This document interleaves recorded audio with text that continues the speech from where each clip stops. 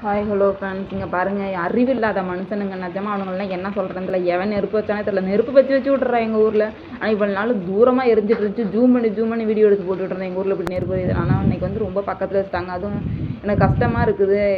ஏன் இப்படி வைக்கிறாங்கன்னு தெரியல. மூச்சே விட முடியல. நிமிஷம் அப்படியே நெருப்பு பறக்குது. அப்படியே டக்குன்னு பாஞ்சு வந்துக்கிட்டே இருக்குது. என்ன பண்ண தெரியல. அங்கே பாருங்கள், அங்கே இருக்கிறது எங்கள் அம்மாவோட கொட்டாயும் இருக்குது. அங்கே ஃபுல்லாகவே கொட்டாய் தான், ஒரு 10 கொட்டாய் இருக்குது. என்ன பண்ணுறது தெரியல. ஆடுலாம் வேறு இருக்குது. அப்போ நெருப்பு இது பாருங்க, அது எங்கள் பருத்தி காடு. இப்படி வச்சு விட்டாங்க. அதில் துவரெல்லாம் வேறு இருந்துச்சு. எல்லாமே போச்சு, துவரை வெட்டி போட்டதெல்லாம். இந்த பக்கத்தில் இருக்க காட்டில் மட்டும் துவரை இருந்துச்சு. அதில் ஒரு 2 கட்டு மட்டும் இப்படியே எடுத்துகிட்டு வந்துட்டேன் நெருப்பில். எங்கள் அம்மா அது சண்டைக்கு வந்துட்டாங்க. அங்கேருந்து ஃபோன் பண்ணி திட்டினாங்க, ஒழுங்காக வந்துரு அப்படின்னு சொல்லிட்டு. அங்கே பாருங்கள், 2 கட்டு மட்டும் அங்கேருந்து கொண்டு வந்து போட்டுவிட்டேன். ஐயோ, என்ன பண்ணுறேனே தெரியல. இவ்வளோ வேகமாக நெருப்பு வருது. காட்டுக்குள்ளேயும் கொட்டாய் இருக்குது, போர் இருக்குது. எங்களால் மூச்சே விட முடியல. இவ்வளோ புகை வேறு சுற்றி எரியவும் மூச்சு விடவே முடியல. எங்களுக்கு ரொம்ப கஷ்டமாக இருந்துச்சு. எங்கள் தம்பி வேறு அழுகுறான் மூச்சு விட முடியாமல். இப்போ எங்கள் அம்மா வீட்டுக்கு போகணும், அங்கே ரோட்டுக்கு போகணுன்னாலாம் இந்த நெருப்பெரியெல்லாம் தாண்டி தான் போகணும். என்ன பண்ணுறேன்னு தெரியல. தம்பியை தூக்கிட்டு எப்படியாவது ஓடி தான் ஆகணும். ஏன்னா மூச்சு விடவே முடியல. எனக்கு ரொம்ப திணறுச்சு.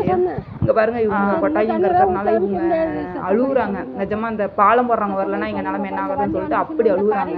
எங்கள் அம்மா அழுதாங்க. ஐயோ, இந்த பாலம் போடுறவங்க நிஜமாக சொல்கிறேன், எங்கள் ஊரில் பாலம் போடுற இந்த மாரியா குளத்தில் பாலம் போடுறவங்களுக்கு ரொம்ப தேங்க்ஸ். அவங்க கடவுள் மாதிரி வந்து காப்பாற்றினாங்க எங்கள் எல்லாத்தையும். ஏன்னா சொன்ன உடனே அந்த தண்ணி லாரி அங்கே இருக்கிற ஆளுங்க 10 பேர் எல்லாருமே வந்து எங்களை காப்பாற்றினாங்க. எங்கள் வீட்டுக்கிட்ட இருக்க போர்கிட்ட எல்லாத்தையும் அணைச்சி, இங்கே இருக்கிறதெல்லாம் ஃபுல்லாக அணைச்சி எல்லாத்தையும் காப்பாற்றி கொடுத்தவங்களுக்கு ரொம்ப தேங்க்ஸ்.